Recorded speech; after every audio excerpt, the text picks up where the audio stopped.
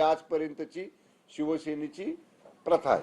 चमत्कार झाला तर नागपुरातून पण नाव असू शकतं असं काही? जर तरला उत्तर दिलं योग्य नाही. थोडा वेळ उद्यापर्यंत थांबा.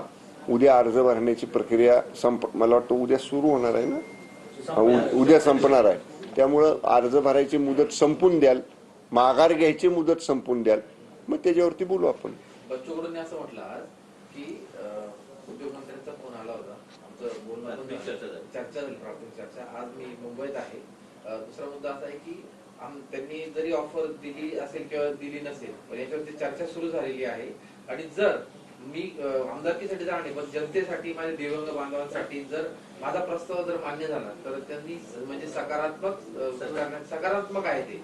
अशा अनुषंगाची चर्चा पुढे सुरू करेल. पण दिवसभरात जर पुन्हा बोलून आलं तर आपण निश्चित जाऊन त्यांनी म्हटलेले नाही, हे बघा, मी त्याच संदर्भामध्ये एक फक्त जुना संदर्भ आपल्याला देतो.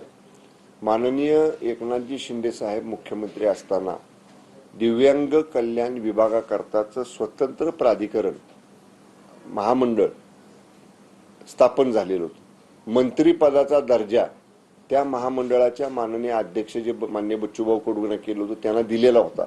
त्यामुळं दिव्यांग बांधवांच्यासाठी आदरणीय एकनाथजी शिंदे साहेब मुख्यमंत्री असताना जे शब्द, जे आश्वासन माननीय शिंदे साहेबांनी सभागृहात दिलं, सभागृहाच्या बाहेर दिलं, शिष्टमंडळांना दिव्यांग बांधवांच्याशी भेटताना दिलं, त्यावेळी ते पूर्ण केलेलं आहे. आणि त्याचं मुळात इम्प्लिमेंट